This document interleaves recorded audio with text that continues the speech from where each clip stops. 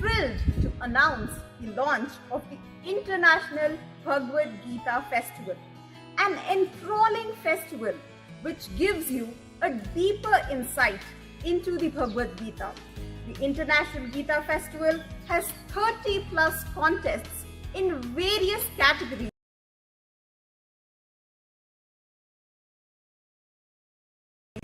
and open for all age groups. Be it creative arts or digital arts, performing arts or literary arts, games, quizzes, we have it all for you. And the icing on the cake is the prize money, which is $250. Go and register right away on www.geetafestival.org. And remember, early bird registrations close on 15th March, and we also have the prestigious Gita Pandit title, which will be awarded by none other than the global spiritual leader in mind management, Swami Mukundananda ji. So hurry and register right now.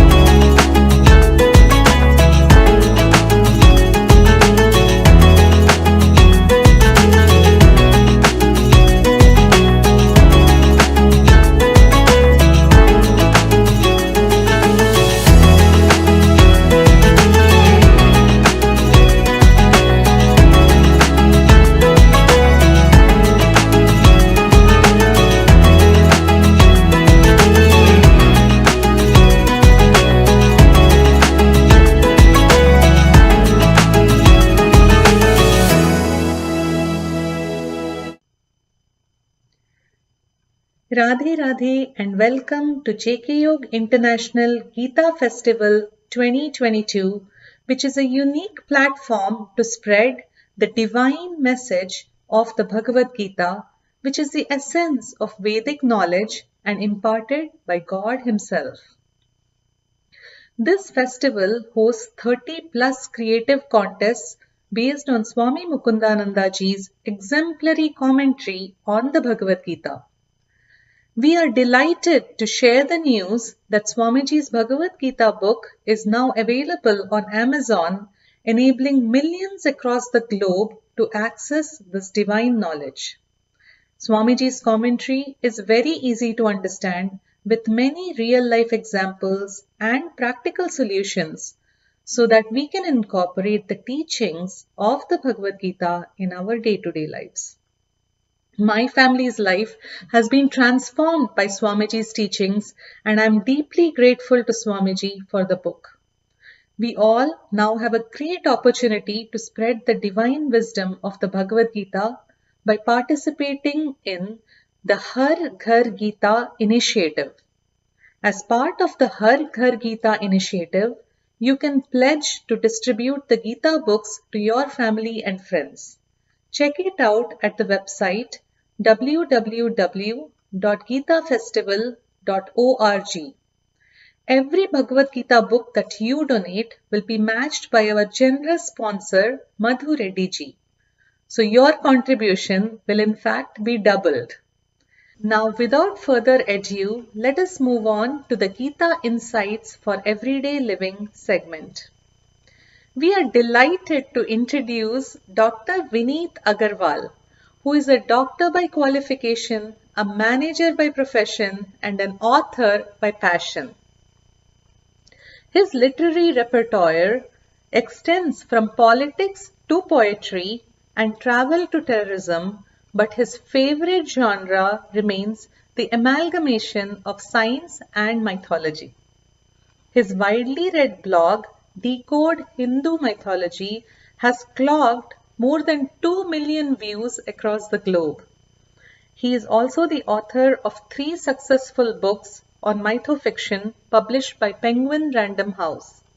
Vishwamitra, the man who dared to challenge the gods, the legend of Parashuram, and Bharat, the man who built a nation.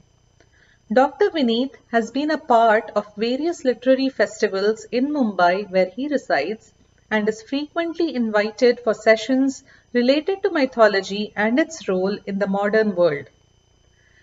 Radhe Radhe to both Swamiji and Vineetji and a very warm welcome. Thank you so much for that kind introduction. And it's a pleasure and an absolute honor to be here face to face, even if it is virtually with Swamiji.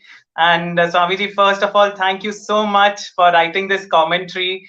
That's the first thing I wanted to say because, it is just it is just the way how things turn out in life. I have been looking for reading another version of Bhagavad Gita. I have read various versions and various commentaries written by different scholars over my life. And since a few months, I had this thought in my mind that I should pick it up again and maybe, it will throw up some new insights for me. And that is when your book came out, your commentary on the Bhagavad Gita has come out. And this gave me the opportunity to connect with this amazing text once again. So thank you so much for bringing it out at this time and also for making it so simple and so easy to understand. Vineet, God's ways are really amazing. Thank you for your kind words. I went today and heard a couple of your videos on YouTube, and it is so delightful to see a young person like yourself taking up our ancient heritage and presenting it so nicely with such an engaging manner. So happy to know that your books are doing so well and wish you ever increasing success in future. Thank you so much, Swamiji. It means a lot. And I think, it's just a way to connect with the modern audience. And I hope a lot of people pick up this commentary as well of the Bhagavad Gita, because since the time actually you mentioned the podcast and the videos that I've been doing, I keep getting a lot of questions from people, about which version or which book should they pick up. Even if they want to read the Bhagavad Gita, they always want recommendations of the authors. And now I think this is the perfect book for me to recommend. So I think it's just, everything just ties up beautifully. Well, Vineet, just a humble confession. Actually, when I started going to the US, people would ask me the same question, that which version of the Gita should we read? And then when I looked around, I said, maybe things can be explained more simply and more clearly. And that's the reason why I wrote this down. Right, definitely, most definitely, Swamiji. And I think I would like to start there. As a man of science, you are, an IIT and an ex-IIM, and you have, and you were probably one of the first batches, to come out of IIM, if I'm not mistaken. So you've been at the forefront, on the technology aspect and the science aspect of it. And I, being a doctor, I also get asked this question, what is a man of science doing with, delving into religious books? So on a personal level, I think that is the first question I want to ask you. What do you think? What is your opinion about this? Can science and religion or spirituality coexist? Absolutely, Vineet. Actually, I have not abandoned the logical mindset which got developed during the study of science. I have just extended it further because science trained us to think rationally, to analyze, etc. But then it left certain blanks. For example, it stated these are the laws, and it had no mention of the lawmaker. So if there was just a big bang which was the cause of it all, there should have been chaos. And there is no effort to explain in the whole body of science that why do laws exist in the first place. And Right. that curiosity was there in my mind all the while. So when I started studying our Vedic scriptures, in particular the Bhagavad Gita, All these answers came streaming in. And then the understanding came that there is really no conflict between science and religion. Science is studying the external world and helping us harness its energies for enriching the quality of our life. And spirituality is talking about the inner world, how to purify ourselves, develop our character, how to enhance and adorn ourselves with virtues, how to find meaning and purpose in life. And these can be wonderfully reconciled. So in the Bhagavad Gita, Sri Krishna doesn't discard materialism. He keeps it right there. In fact, Arjun wants to discard it. And he says, I will give it all up. And Sri Krishna keeps on insisting, no, Arjun, you have to go ahead and do it. Nahatyashnatastu yogosti. He even goes to the extent of saying that, look, if you stop eating, if you stop drinking, if you stop sleeping, if you stop taking care of your body, you cannot even be a successful spiritualist. So the message is very clear. The goal is spiritual, but at the same time, material science also needs to be utilized for the maintenance of our body. Right, Swamiji. Definitely. I think that is something that a lot of people don't understand. That the Bhagavad Gita was recited on a battlefield, and it was a call to arms, for Arjun rather than leaving everything and taking sannyas. And I think that is a good segue into the next question that I have in my mind, which was regarding the Karma Yoga and the Karma Sannyas. So you have very beautifully explained it in the book, but for the benefit of the audience, I would request you to just highlight a couple of aspects about both these modes. Yes, Vineet. Through the Bhagavad Gita, the goal is clarified that we are spiritual beings and hence our purpose in life is spiritual, which is the realization of the ultimate, call it God realization or self realization. It's a pure spiritual goal. So the question arises in everybody's minds that can we just give up all our worldly duties and pursue that spiritual goal singularly? We have various responsibilities in the world, our duties to parents, society, family, profession, nation, the world. Can we all just chuck it off? Is it justified? So, the path of karma sannyas is one where we reject all Laukik and Vedic karmas, worldly duties and Vedic duties, the karma kand, the sandhya vandan, etc. They are all categorically left behind. And one is completely dedicated to the spiritual path. So that is the instruction that comes at the end of the Bhagavad Gita. Sarva dharman parityajya mamekam sharanam braja.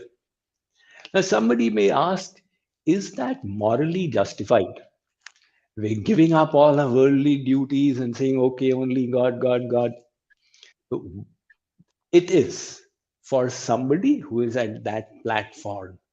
Even in the dialogue between Ram and Lakshman, we see this. When Ram was to depart to the forest, Lakshman said, I will accompany you. And Ram said, look, you have your duty to your father and to the city of Ayodhya. So they are all in despair and you need to take care of them. So Lakshman says, Guru pitu matu na janahu kahu kahu subhau nath patiyau. I don't know any father, any mother, nothing. So Lakshman has rejected the worldly duties, but he has taken up a higher duty, the spiritual duty. So he says, More sabahi ek tum swami, deen bandhu ur antarayami. O Ram, you are my everything. You are my father, you are my mother, you are my all in all. That means now Lakshman is not looking on himself as the body. He is looking on himself as the soul and seeing all his relationships with Sri Ram. So from that spiritual platform, he is now saying, I'm following the path of karma sannyas. When somebody follows such a path, Sri Krishna, 18.66, that powerful verse, he says, Aham tuam sarva papebhyo mokshishyami mashucha. Don't worry, Arjun. If there is any sin in it, I will free you from it. Because that was the ultimate purpose of all dharma, to reach God. However, interestingly, in the Bhagavad Gita, Sri Krishna is not recommending it through the 18 chapters until the last. So in the 5th chapter, Arjun asks Sri Krishna the question that on one side you say that one who is a realized soul does not have any social obligations, and yet you are asking me to work. So please tell me, Sri Krishna, which of these two is superior? Karma Yoga, living in the world and practicing spirituality, or Karma Sannyas, renouncing it all? Sri Krishna gives an astonishing answer in 5.2.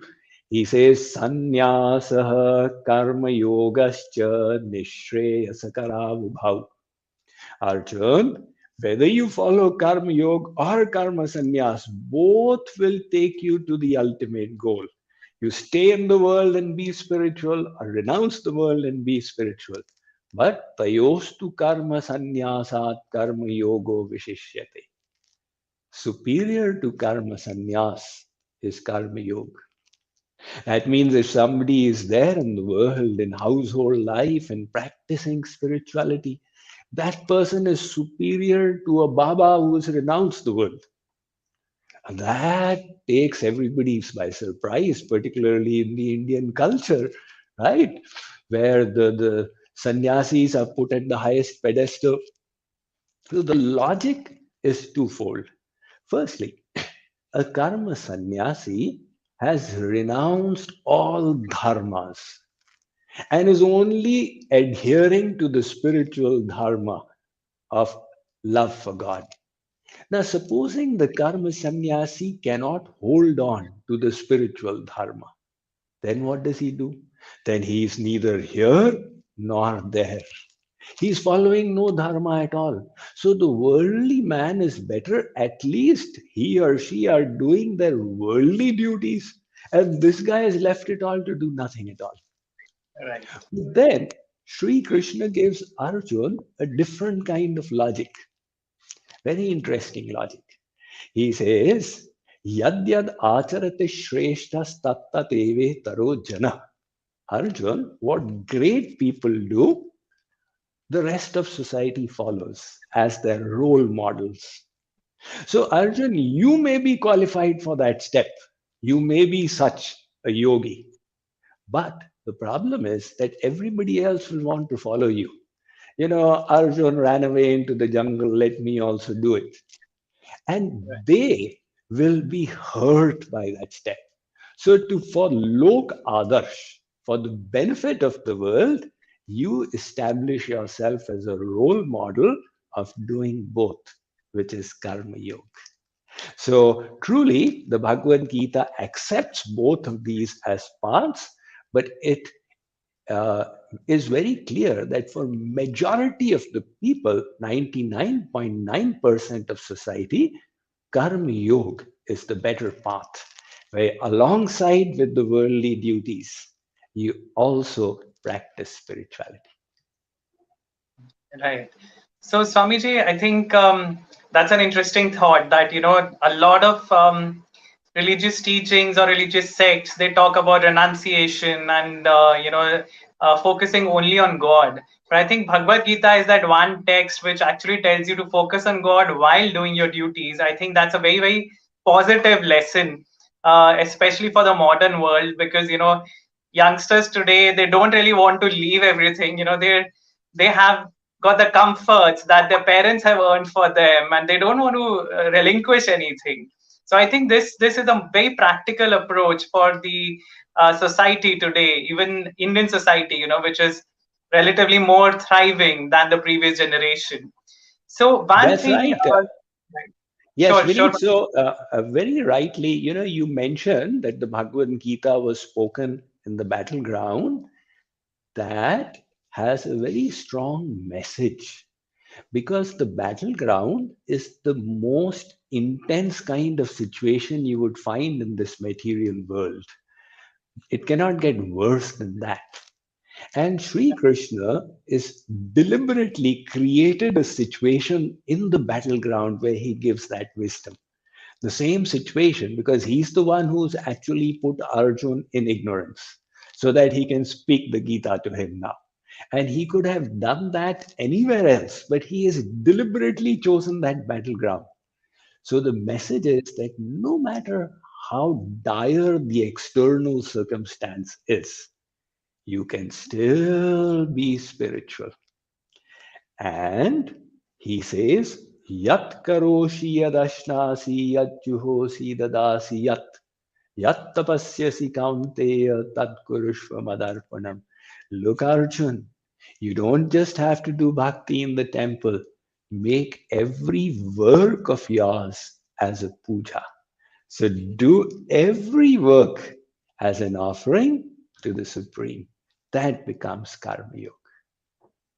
Right, Swamiji. Again, a very beautiful thought. And I think there was a very relevant point that you mentioned about neither being here nor there. I think that's a very practical quandary that a lot of people find them in. When we start something, initially the enthusiasm is a lot of, is a lot. And a lot of people, they take up things like yoga or meditation, with a genuine interest, and over a period of time it tends to fizzle out, or they find it a little difficult to do or carry forward, and then they never try and get back to it.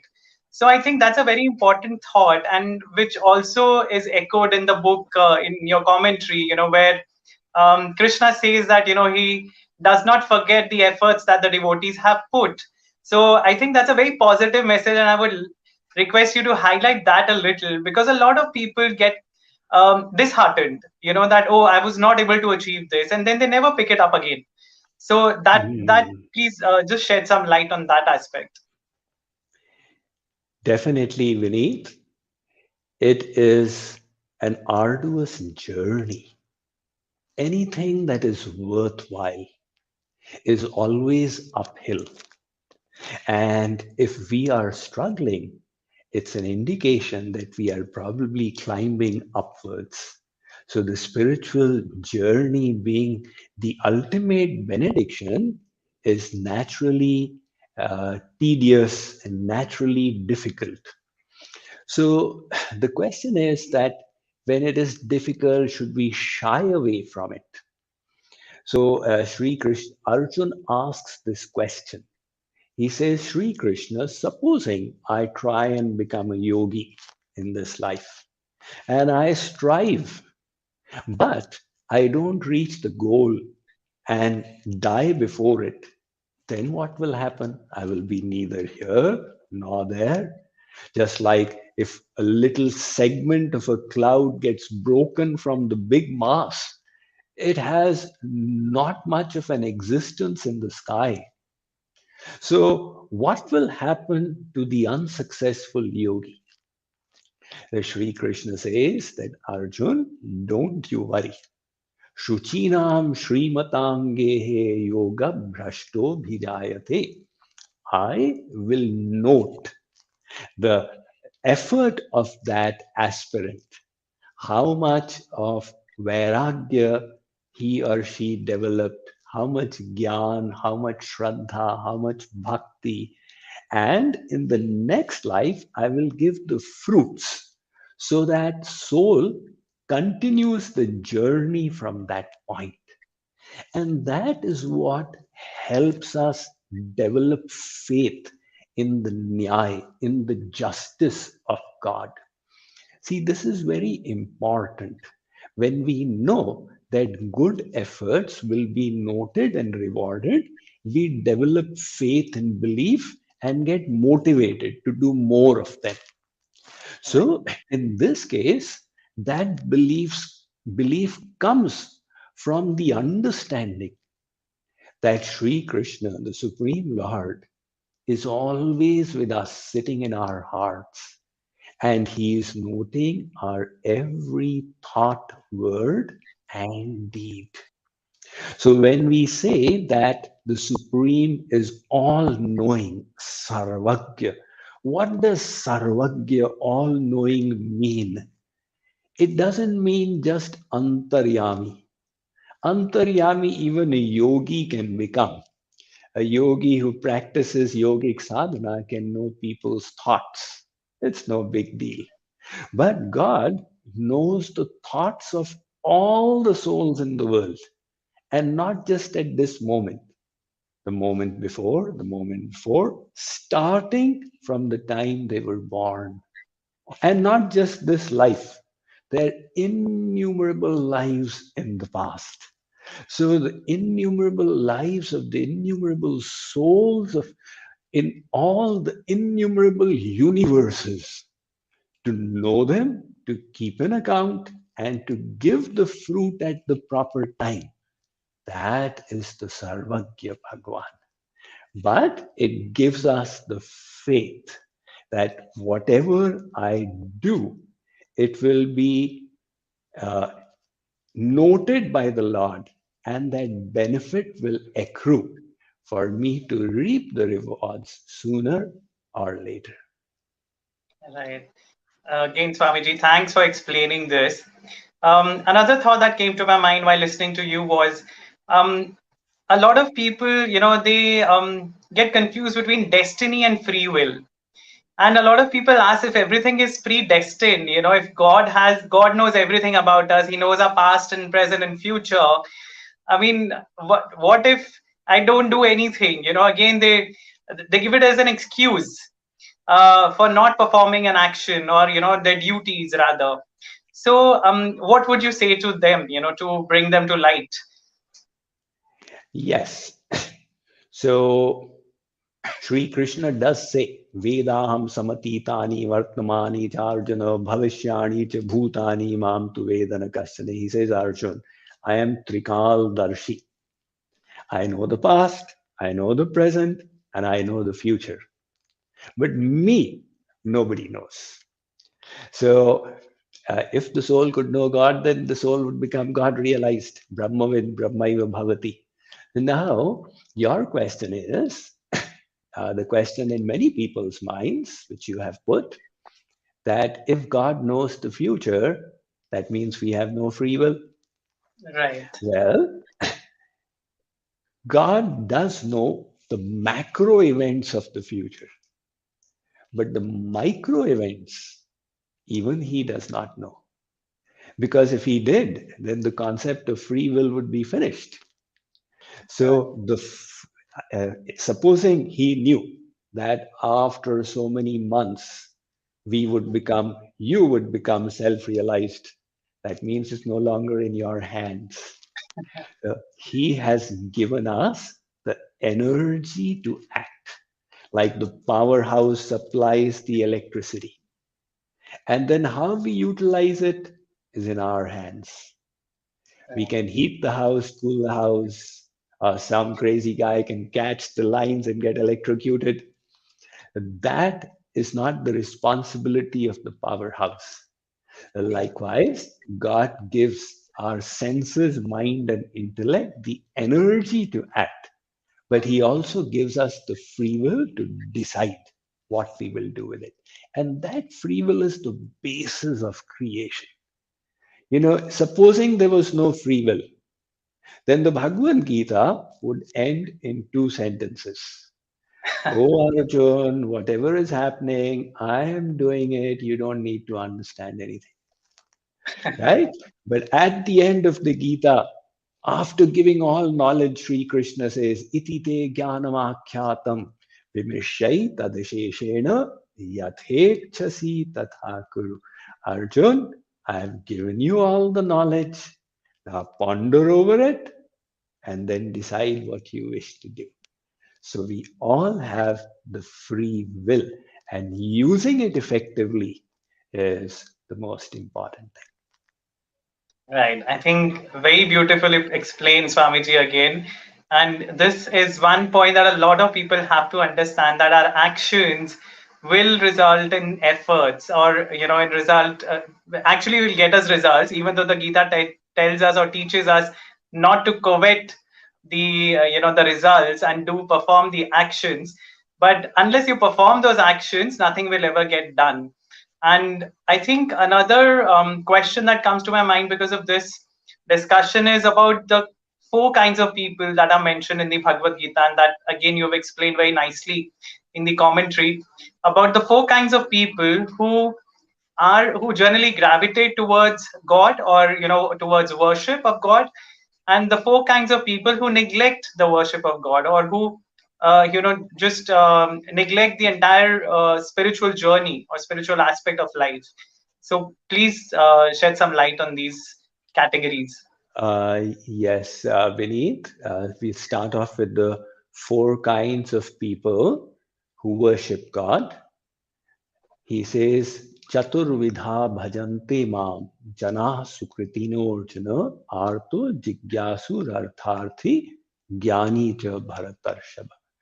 Arjun, four people approach me with devotion, four kinds. The first are arth, those who are in distress.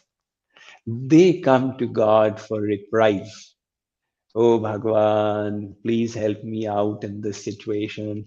And that is natural because the soul is suffering in the world, and that suffering makes the soul turn towards God as a solution to the problems. And the second is Artharthi, one who is looking for material boons.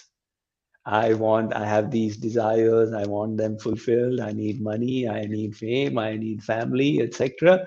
So that's the second category of people who approach me, Arjun, Sri Krishna says. And the third category of people are Jigyasu, who are curious. Who is this God everybody is talking about? Let me also go and figure out and try and read a little more about it. And then the fourth is the Jnani, who has understood the nature of the self, the relation of the self with the Supreme, and in knowledge is coming to the Supreme. So Sri Krishna says that Arjun, all of them are blessed and they will all be purified. But the Jnani is my very self. Jnani tvatmaiva me matam. He exalts that Jnani who is not coming out of distress or for satiation of material desires. So why does Sri Krishna extol that Jnani so much? Because the Jnani is with selfless, is coming to Sri Krishna in pure love. Now, coming to the four kinds of people who don't surrender. So again, it's very nicely explained by Sri Krishna. He says, Namam dushkritano mudha prapadyante naradhama mayaya pahrata jnana asuram bhavam ashrita. The first are the murk, who have no knowledge of God. They have no knowledge of the purpose of life. So if somebody doesn't understand the purpose of life, the nature of the world, then they just engage themselves with lower goals. How to enhance my bank balance, how to take care of my professional, how to move ahead in the professional rat race, etc. But they don't even realize that death is just waiting by. So they are equated to like the goats being taken to the slaughterhouse. Now the goat ahead is having its neck cut, and the goat behind is busy eating the grass. Doesn't realize in 10 minutes its chance is going to come. So Sri Krishna says this is the first kind of people who don't surrender to me. And the second are Naradham, which he says that they do know, and yet they don't do it. Why not? Out of laziness, out of carelessness. It's so difficult. Why do it? I know I should be going on this path, trying to purify my senses, but it's so difficult. Forget it. So Sri Krishna says that these careless, these people are the second kind. And the third are Maya Pahrita Jnana, whose intellect is deluded.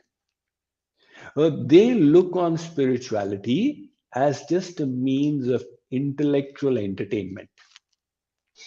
So they will sit and discuss, why did Sri Krishna do the Maharas? He did such a terrible thing. Why did Krishna create the world like this? I imagine the pride behind it, that we think we know more than God. We can say, I don't understand what he did. Let me try and do it. But for them, it's just a means of entertainment. As a spiritual teacher, I often come across people, who ask all kinds of frivolous questions. Somebody came and said, Swamiji, I've understood everything. But there's one question of mine nobody could answer. I said, what is this one question which is so important? The saying is that even a fool can ask a question that a great man cannot answer. But if this is your pride that I have a question that nobody can answer, then you will hope that Swamiji cannot answer. Tell me what's the question. So he said, Swamiji, that Shravan Kumar, what was the name of his parents? Because it's not mentioned in the scriptures. So I said, look, my friend, if I am able to give you the name of his parents, then will you ask me the name of his grandparents? But tell me, what purpose of yours will be served? Do you have a share in the parents' property? What is the need of knowing that? So, Sri Krishna says, Maya Pahrita Jnana. The intellect is deluded. And then the fourth category says, Aswaram Bhavam Ashrit. Those who are grossly atheistic, those who hate the idea that there is somebody who's glorious, who's the source of creation. They hate the whole concept. So that is the Asuri Bhav. And he says, this category of people also don't surrender to me. Right. So, Swamiji, I think again, this is so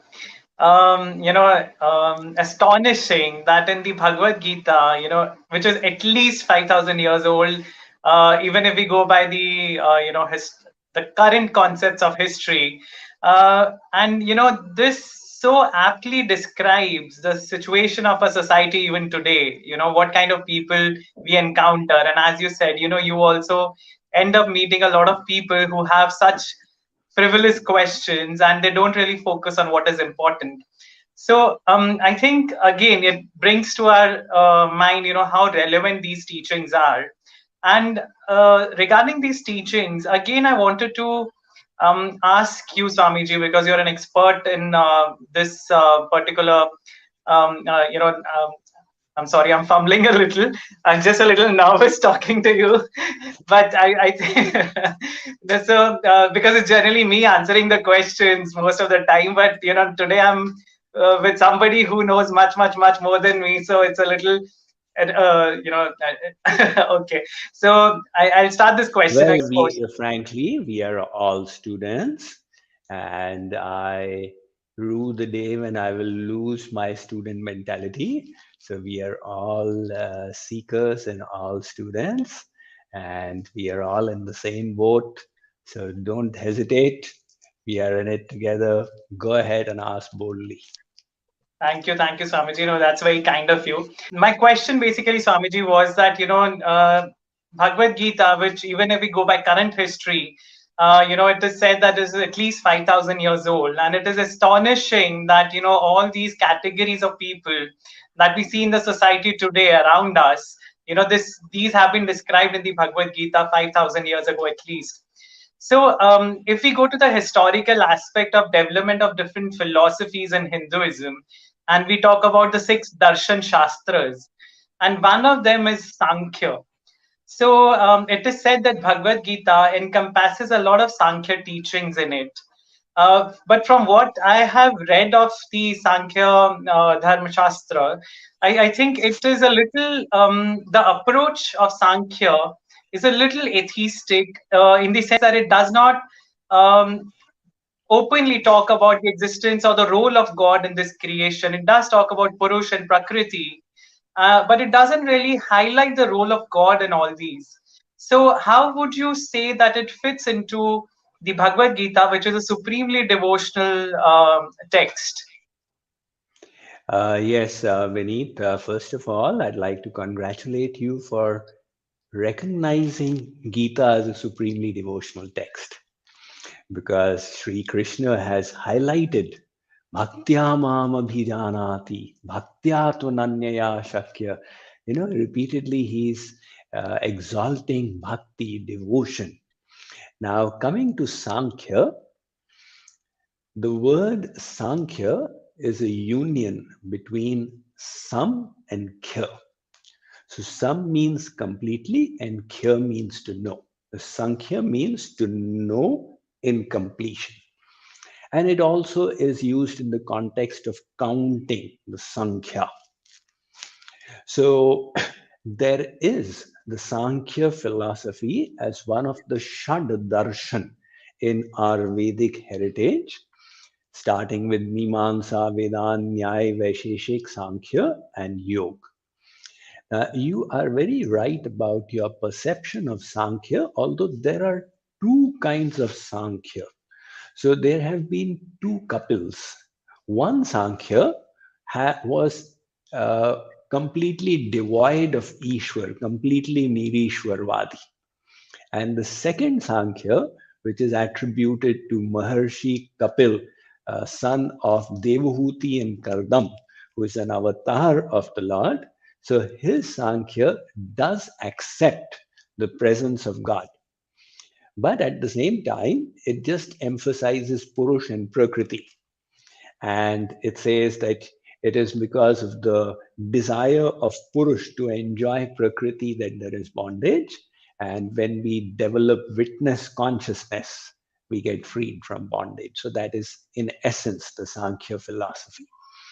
Now, in the Bhagavad Gita, Sri Krishna, astonishingly, in 700 verses, he has encapsulated the Shad Darshan, the Upanishads, and the entire Vedic philosophy. That is the beauty of the Bhagavad Gita, which makes it an eternal text of wisdom. In the second chapter, which is titled by Ved Vyas as Sankhya Yoga, in verse 2.39, Sri Krishna says, Arjun, thus far I have related to you Sankhya Yoga. Now listen to me about Bhakti Yoga. But the Sankhya that Sri Krishna is talking about is not in the sense of the Sankhya Darshan. Prior to that, he explained to Arjun the concept of the distinction between the soul and the body. So that analysis of the body, the soul, etc., is what Sri Krishna has called Sankhya. And then he goes on to say, now I will teach you Buddhi Yoga, how to use the intellect to control the mind. Okay, I think that's very helpful, Swamiji, because I always had this question in my mind. It doesn't really. I mean, the two philosophies didn't really gel well together, but now it makes sense to me. So, another favorite topic that I have, Swamiji, while reading the scriptures is finding the science hidden in the myths or the legends or the stories. And there's another very scientific concept of the description of the universe and the Brahmand in our scriptures, the 14 lokas and the different planes of existence. So the Bhagavad Gita also, I think, just touches upon it, when it mentions about the people, the realized souls leaving their body at a certain moment of time, choosing their time of death, and either they take the path of the sun or the path of the moon. So I would like you to just, share a little, information about what are these two paths that the soul can take, a realized soul can take, and also a little more about the cosmology of the Bhagavad. Okay. Yes. So in the 8th chapter, towards the end, Sri Krishna mentions about the Shukla Paksh and the Krishna Paksh of the moon, the waxing and the waning moon. Then he talks about the Uttarayan and the Dakshinayan, when the sun is in the northern hemisphere and the southern hemisphere, and when it is light and when it is day and when it is night. So he says that when the soul leaves during this situation, then it gets sadgati, the favored destination, or else it gets durgati. So this is one verse that create one set of 3-4 verses that create a lot of confusion. And when I was writing my commentary, I got actually stuck on this for a few days. And I then uh, vi- visited the other versions, which was so confusing. Then, grace of God got this understanding that look, our sadgati or durgati can never depend on where the sun is or it is not. Sri Krishna himself has said it depends on the state of your mind. Right. If God realization was a mechanical thing, the problem would be solved. Right. Saint Kabir, he said he used to live in Kashi. And the general belief is that if you live in Kashi, if you die in Kashi, then you will attain God. And nearby is a place called Maghar. So if you die in Maghar, you will go to hell. So Kabir ji lived all his life in Kashi. And before death, he went to Maghar. He said, I will see who is going to give me help. So he's saying that these things are helpful in the preliminary stage. If somebody can't do anything else, they say, just adhere to external rules. At least something is better than nothing. You're expressing your intention. So out here, what Sri Krishna is referring to as light is the light of God Himself. When we say asatoma satgamaya tamosama jyotirgamaya mrityorma mritam gamaya. O Lord, take me from untruth, from falsehood to the truth, from mortality to immortality, from darkness to the light. So, this is the light of knowledge, the divine wisdom. And the thought being expressed here is that when we leave the body in the light of that divine wisdom, that ensures that we attain the supreme destination. Now, coming to your point about Vedic cosmology, see, this is my favorite subject. So if I start speaking, there'll be no end. Why don't you make your question a little more precise?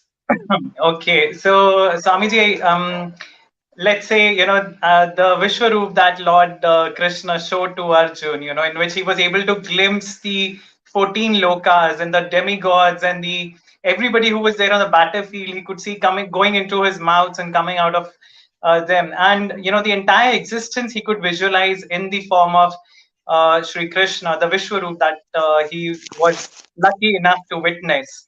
So, in terms of the Vishwaroop, we understand that entire universe is just the body of the Lord, or it's existing. I mean, God represents the entire universe; it's all within Him. So, in terms of that, if you could shed some light on, what is the concept of having God in the universe and the universe inside God, or they are Mm, interrelated. They're not mutually exclusive, so to say. yes, yes, yes. Uh, Reminds me of a verse in the Bhagavad when Mother Yashoda wanted to tie Sri Krishna and she was failing. Every time she would try, and the rope would be short by 2 fingers. And then she would add something else and again try, and again it would be short by 2 fingers. So at that time, Shukadev tells Parikshit that Nantar na bahiryasya na purva napi chaparam. Purva param bahischantar jagato yo jagatchaya. Her Lala, her son is such that he has got no inside and no outside. Yet he is inside the universe, and the whole universe is also inside him. So the supreme divine entity possesses innumerable contradictory attributes. That means now in the world we don't have contradictory attributes. If you ask somebody what is your age, and he says 25 and also 50 and also 75, say that's ridiculous. Right? If somebody says I'm in my office and also at home and also at the playground, say, come on, don't joke with us. But in the case of the Supreme Divinity, that is the case. He is residing in his divine abode. He tells Arjun, where once you go, you will never come back. And then he's also everywhere. Ahameva sameva gre. And then he also says, Arjun, I am sitting inside you. And then he's also in front. And you say, how can all of these be possible? That is the wondrous nature of the Supreme Divinity. He's smaller than the smallest, he is bigger than the biggest. And both these things are true. If he was not smaller than the smallest, how would he be pervading everything? For him to pervade the Higgs boson, he has to be smaller than the Higgs boson. And if he were not bigger than the biggest, then at the time of dissolution, how would he absorb all of creation in himself? So it's necessary he has to be both. Yasmat param na paramasti kinchit, yasmar na niyo na jayosti kaschit. Both of these are true. So now when it comes to creation, the Vedas and the Bhagavad Gita have got a very interesting and unique perspective that is unique from all the world philosophies. So it talks about the unity of all of creation, where Sri Krishna says, look, there is nothing apart from me in this world. What we call as world is my energy, Maya. It has emanated from me, and hence it is non-different from me. Just like the fire is, the heat and light are one with the fire. So this world is one with him. So in that sense, all of creation is one with God, but he also, after creating, pervades it. And in that sense, he is also present in all of creation. So there's one very popular Leela in our Indian culture. You know, when I believe it was Naradji who came and gave a fruit to Lord Shiv, and he went off. So now Shiv has got two sons, Ganesh and Kartikeya.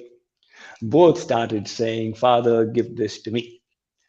Shankarji thought if I give it to one and not to the other, then they will be out here, they will complain of injustice. So he said, all right, we'll have a competition.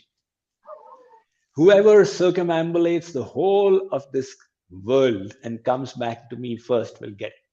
So Kartikeya is the Senapati of the celestial gods. He took off. Ganeshji said, this is highly unfair because I've got this plump body, you know, and my vehicle also is the mouse. So I'm doubly handicapped. So Ganeshji used his intellect. He's the giver of the buddhi.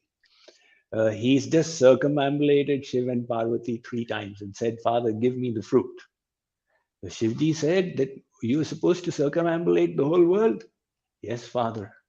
You are Jagadish. Yes. So the whole world resides in you. It does. So if I circumambulate you, I have circumambulated the whole world.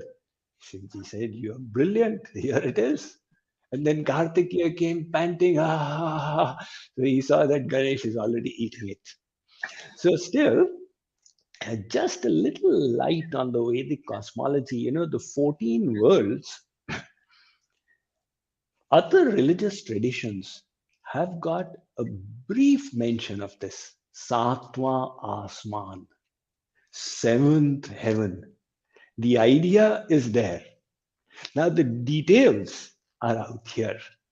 So our Vedic scriptures have actually given the details. It is Bhu, Bhuva, Swa, Maha, Jana, Tapa, Satya. And then below there's Tal, Atal, Vital, Sutal, Mahatal, Talatal, Rasatal, and Patal. So there are 7 Swargadik loks, 7 Narakadik loks, 18 in the entire Bhuvan. Right. Thank you, Swamiji, for explaining that. And I believe we are in the middle Madhya Lokas, the Bhulok plane, and I think that is probably why we are, perfectly situated to go either higher up in the Lokas or lower Lokas, depending on our karmas. And I believe couple of stories in the Purans also mention it, that humans are uniquely situated in a body, in a mental frame of mind, where they can either improve to the level of gods or actually deteriorate to the level of demons. So I think Bhagavad Gita definitely helps us achieve that higher level. And what would you say about this, Swamiji, that if we follow the teachings of the Bhagavad Gita and we do karma yoga, either we pick up one of the yogs, we pick up either karma yoga or gyan yoga or bhakti yoga, and if we are able to better our own situation in the afterlife, so what does it mean for the society at a bigger level? An individual success in his spiritual journey, what would it mean for his family or for his society according to the scriptures? What would be the benefit at large to the world around us? Is it only about one person or one soul's mukti or moksha or liberation, or is it about a bigger or a higher purpose for the society? Okay. Yes, Vineet, we are on this Madhyalok, Bhulok, which is considered special. We have the human form, and as you rightly pointed out, the human form has been greatly praised in our Puranas, in the Vedas as well, in the Upanishads. They say you have a golden chance. Although on this planet there are the other creatures as well, but the human form has got the power of knowledge and the free will to do purusharth. So this is the free will zone. So we have got the 2 essential ingredients for achieving welfare: the Gyan Shakti and the power of purusharth, ability to act by our free will. So we must use this knowledge of the Bhagavad Gita and the other scriptures to purify our lives and to make our life a success as is desired by whoever sent us here. Now, when we make our life a success, the natural consequence of that is that we develop good qualities. And one of those qualities is sense of compassion for the others. So when we grow in spirituality, we develop the quality of compassion to understand the sufferings of others, to feel for their distress. And those realized sages are truly able to perform charity. From the material sense, somebody is hungry, you feed that person, the hunger is gone, and then the hunger comes back in 6 hours, right? But the root cause of all suffering is the ignorance. When it goes, that's when the problem will be solved. So they strive to help each and every soul and all humankind by striking at the root of all suffering, which is ignorance within. Right, Swamiji, I think very beautifully put. I think it's the enlightenment of an individual would lead to a lot of benefits for his immediate environment as well as society as a whole. I think, and raising us all to the level of gods, or at least divine beings. So thank you so much, Swamiji. I think most of my questions have been answered by now. So probably my last question for the evening, Swamiji, is when we have scriptures such as the Bhagavad Gita, which is so powerful and which is so enlightening, that a person reading the Bhagavad Gita by himself also can get a certain level of awareness or a sense of, where he is headed or where he or she should be headed in the spiritual journey. So, what is the role of a guru in such a scenario versus the role of a book which can open up your mind? Are the two complementary, or are the two, individually equally effective as well? Because in this Hmm. today's world, Swamiji, as you know, the reason that I'm asking this question is that in today's world it is very difficult to actually find a realized guru that can lead you to the paths that you that is best suited for you. So a lot of people tend to turn to the scriptures, or read the and teachings of the enlightened rishis of the previous yugas or previous ages and get wisdom out of it. So in today's scenario, or in today's world, because in our scriptures, of course, it's written that Guru is everything, Guru is who can guide you and take you out of this ocean of misery.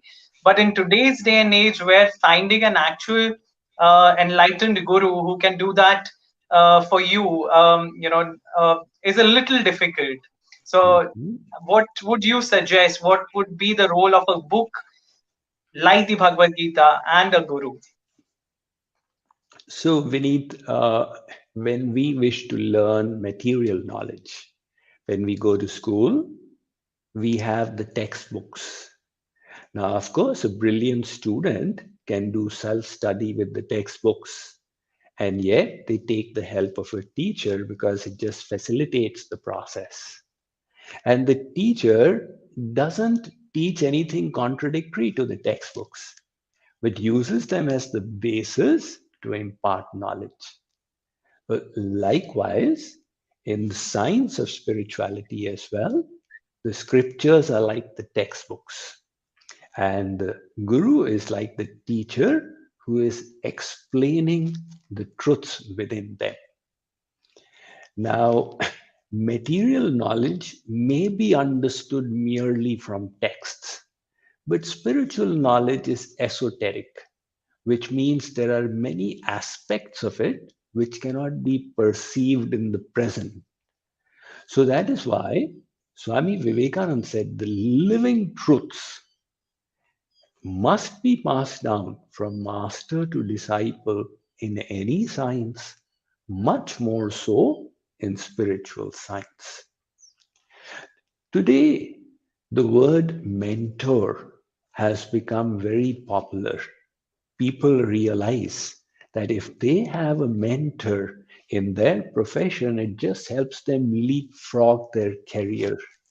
A budding sports person, if he or she gets a mentor, it just helps save oneself from so much of trouble and speed up the learning process. That mentor also acts like a role model. The mentor inspires us by the fact that he or she has done it, and the mentor is able to help us resolve the difficulties we have. So, in the spiritual realm, our Vedas refer to the spiritual mentor as the guru. And that guru, now, this we take a look, the scriptures themselves are talking about getting them clarified via the guru. So in Sri Krishna says in the fourth chapter, Tad vidhi pranipatena pariprashnena sevaya upadekshanti te jnanam jnaninas tattva darshana. Arjun, learn the truth by approaching a realized sage. That sage has seen the truth by experience and can impart that knowledge unto you. So, of course, the problem is that we have had so many fake gurus, And that is what has put people suspicious of the whole process. Ramakrishna Paramans put it very well. He said, look, if your thali from where you were having food got stolen, it doesn't mean that you should now start eating from the ground. You go and find another thali. So likewise, if one doctor cheated you, you go to another doctor. You don't say all doctors are cheats, right? So likewise, the process of spirituality holds, even though spiritual teachers may have cheated some of them. And of course, one brings a bad name to everyone. That is the whole problem. And then people remember the bad, they forget all the good. But in this scenario, how do we know that any saint is speaking the bona fide truth? So, a true guru should be one who is explaining on the basis of Shastra. Now, without the Shastra, there's always scope for doubt that what this guru is saying, is it correct or not? And then if the guru is interpreting the Shastra, how do you know that this guru's interpretation is right and the other people who are interpreting is wrong? Because 10 people have 10 interpretations. So the criteria given is refer to all the other gurus in history. If Surdas said the same, Tulsidas, Mirabai, Tukaram, Narsi Mehta, and if Ramanujacharya, Madhvacharya, Shankaracharya, Chaitanya Mahaprabhu, Vallabhacharya, all of them said that you are the soul and not the body, so then there is reason to believe. So this is the triad: Shastra, Guru, and Sadhu, all the other gurus. So when a sage is speaking the principles in conformity with Shastra and Sadhu, then that becomes authentic. That is a criteria to use. Right. Thank you. Thank you so much, Swamiji. I think your teachings and your podcasts and hearing you alongside reading this commentary, this wonderful commentary that you've written, and I just want to show this amazing book. I think this is, I think reading these and listening to you together would probably do it, for most of us, because this is a journey that we should all be taking. And thank you so much for making it so easy for us to at least tread this path, in today's day and age where it is very difficult to get genuine gurus and genuine teachers who really want to help you and guide you. I think this book and your efforts are they would do tremendous help for all of us, Swamiji. So thank you so much for writing this commentary, and thank you so much for this conversation this evening. I have been very nervous throughout talking to you because you are such a accomplished guru, accomplished teacher, accomplished person.